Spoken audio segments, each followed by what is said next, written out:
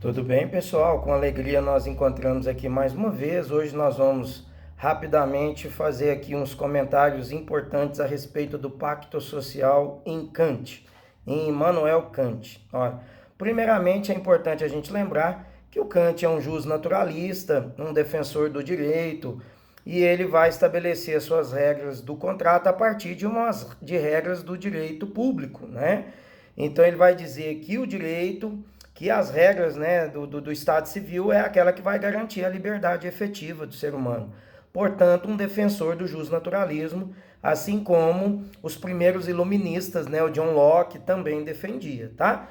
No estado de natureza, o Kant vai dizer que era um estado de coerção, era um estado em que as mãos de todos os homens, né, estavam de uma maneira ou outra comprometida com a violência ou com a indelicadeza, porque um podia, né, sobrepor ao interesse do outro, prejudicando os direitos do outro, porque havia exatamente uma relação, né, de injustiça, uma relação em que cada um julgava que sabia o peso, né, sabia efetivamente aquilo que era merecedor ou merecedora. Então, o critério de validade era dado pelo próprio indivíduo. Era o próprio indivíduo que julgava que era ou não merecedor e, portanto, muitas das vezes eles acabavam por extrapolar nos limites da liberdade e do direito de alguém, né? Ferindo essa relação no estado de natureza, né? O direito de propriedade, portanto, era uma questão para o Kant e também para o Locke, uma questão de dádiva de Deus, né, individual do trabalho. Cada um era merecedor dessa propriedade a partir do momento do esforço e da dedicação que cada um apresentasse. É lógico, gente, que a gente sabe nas relações de hoje que nem sempre aquele que se esforça, que nem sempre aquele que trabalha muito, nem sempre aquele que dá o seu suor é necessariamente aquele que é o merecedor. Vamos pegar os exemplos, por exemplo, dos trabalhadores braçais, os boias frias. Eles vão para o trabalho 4 da manhã, voltam às 6 da tarde, trabalham o dia todo, comem a marmitinha fria e, no entanto, não conseguem sequer pagar as contas no fim do mês pelo salário pequeno que tem. Então, nem sempre a condição de esforço, o peso do trabalho, a natureza do esforço desempenhado por cada um é o critério de validade para aquele que é merecedor ou não da propriedade privada, né?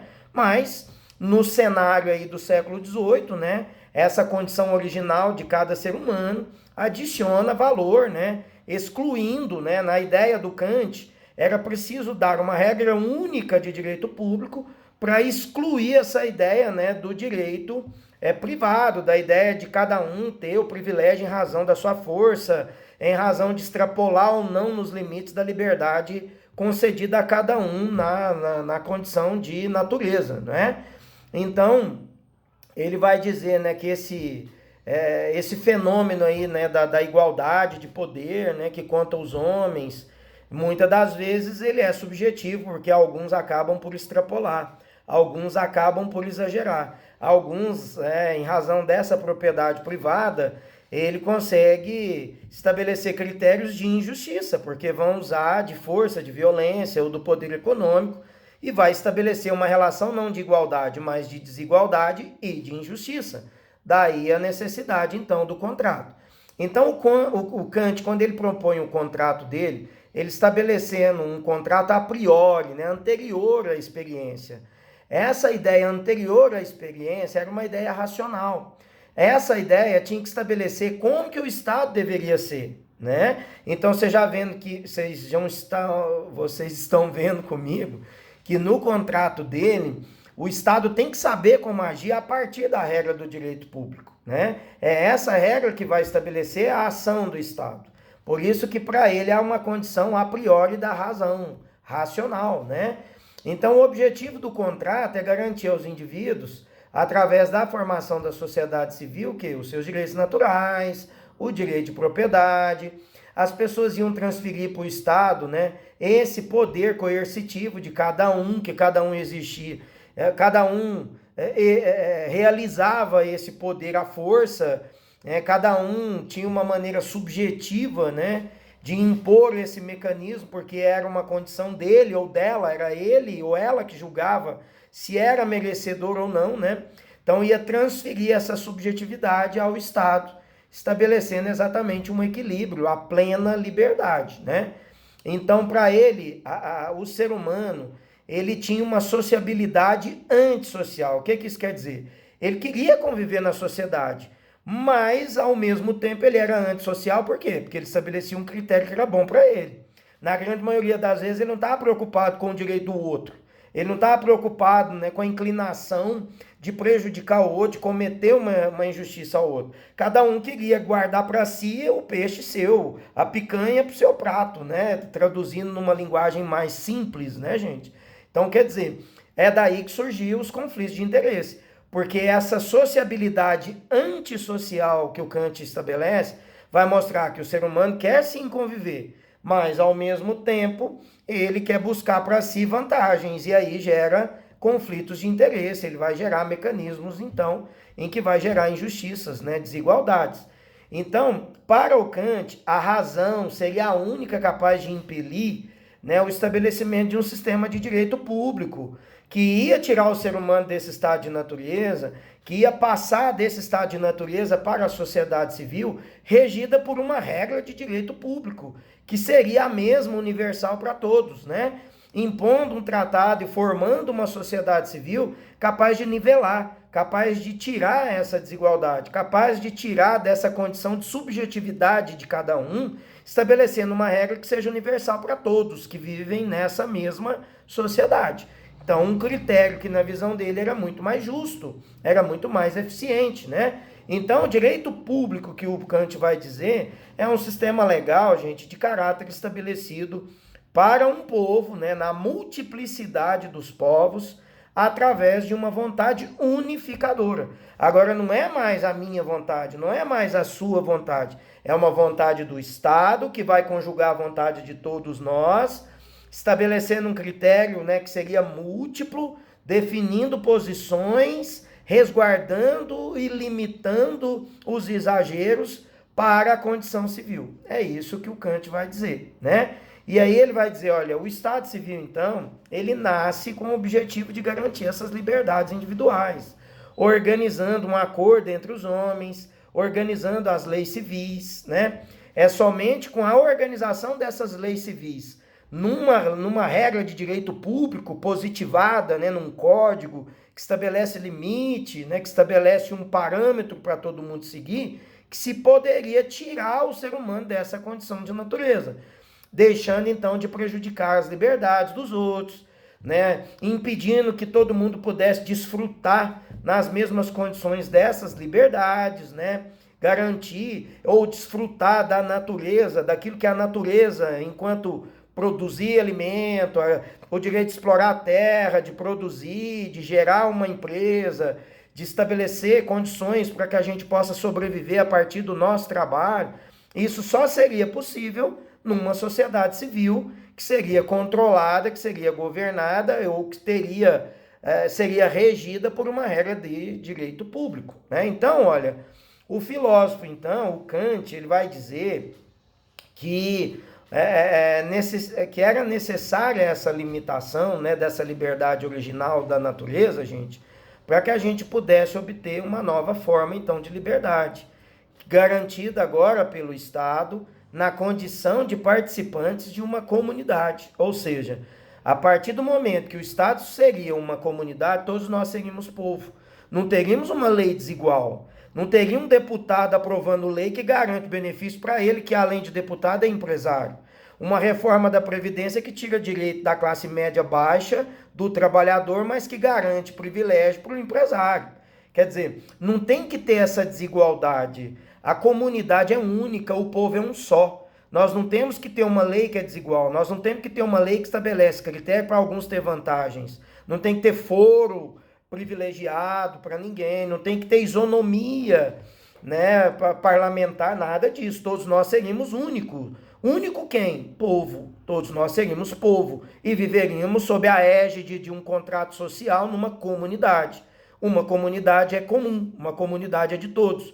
É por isso que a favela lá, que a gente chamava de favela da Rocinha, do Vidigal e tal, hoje são comunidades. Comunidade da Rocinha, comunidade do Vidigal, A comunidade do Morro do Alemão, por quê? Porque a comunidade estabelece critérios de igualdade.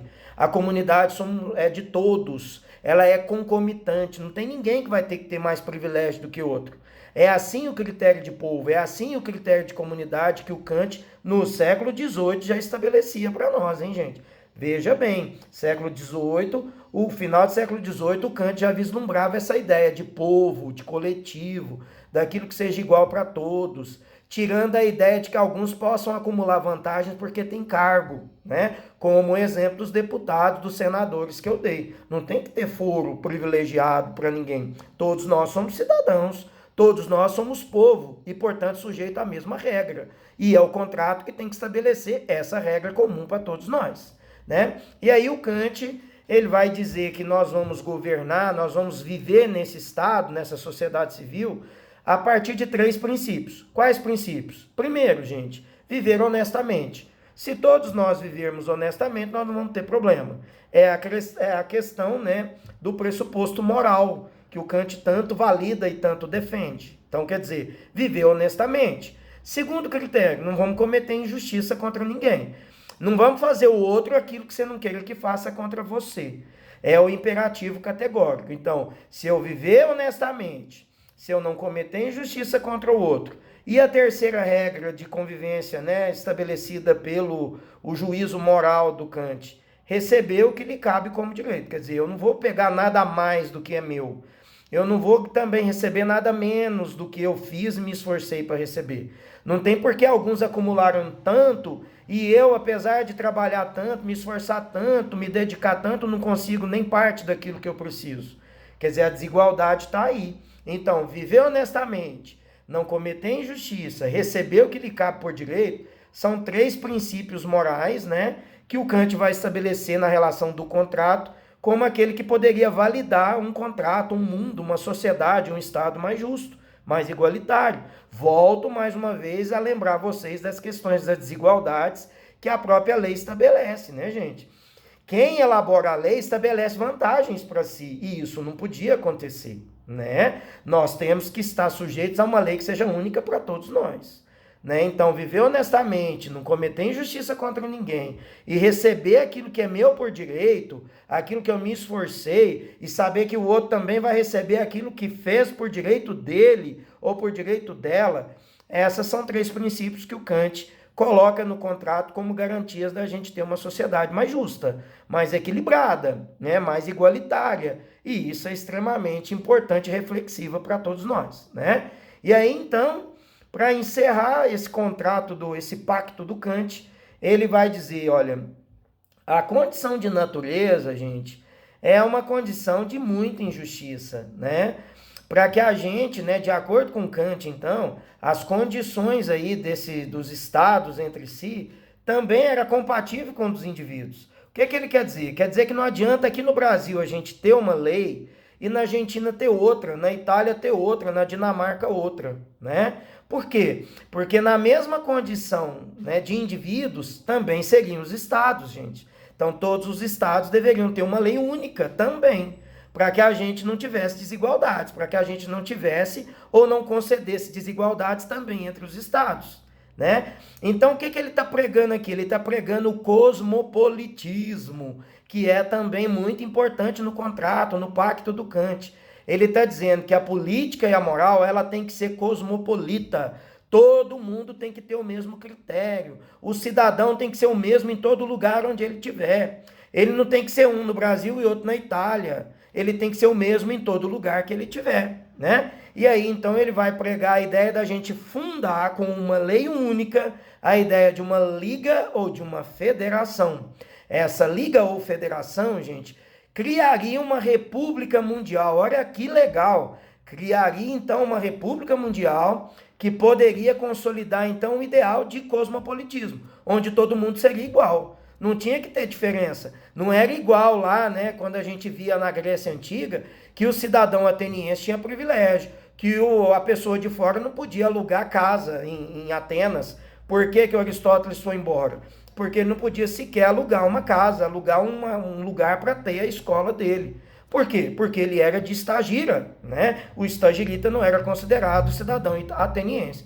Então é isso, o cosmopolitismo é acolher a todos, é tratar todos sob o mesmo peso da mesma lei, é garantir que ninguém vai ter privilégio. O deputado não tem que ter isonomia, ele não tem que ter essas garantias a mais. É lógico que por ter o critério daquele que vai elaborar leis, ele tem que ter uma questão da ponderação, estabelecendo em razão da sua função, das garantias para que ele possa ter mais liberdade de agir. É lógico que eu sei disso. Mas se todo mundo for igual, se a gente não tiver desigualdade econômica, se não tiver desigualdade em hierarquia, se a gente não tiver desigualdade legal, então o deputado, o senador, o presidente, qualquer que seja, teria a mesma condição do cidadão, porque todos nós seríamos povo e estaríamos sujeitos a essa república mundial, né? O Adriano do Brasil seria o mesmo Adriano na Dinamarca, que seria o mesmo Adriano na Itália, né? É exatamente esse o pensamento do Kant no contrato dele.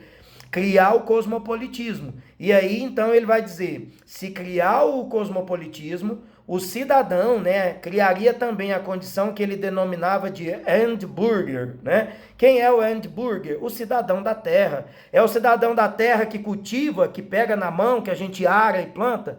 Cidadão da terra mundo. Nós seguimos o mesmo lugar em todos os lugares, né? A mesma lei sujeita para todo mundo. Nós estabeleceríamos essa república mundial, essa liga ou federação, que sujeitaria o indivíduo ao mesmo Estado, à mesma lei, à lei universal, seguindo aqueles princípios de honestidade, de não fazer o outro a injustiça e de receber o pagamento justo, de receber aquilo que fez por merecer, né? O Endburger, então, seria o cidadão da terra. Nós, em todos os lugares em que estaríamos sujeitos à mesma terra, né? A mesma lei, melhor dizendo, porque nós seríamos cidadão não do Brasil, mas seríamos cidadão da República Mundial, cidadãos da Terra, do planeta Terra, e teríamos sobre nós a mesma lei, igual para todo mundo, e todos nós seríamos povo Endburger, cidadão do mundo, da Terra, tá certo, gente?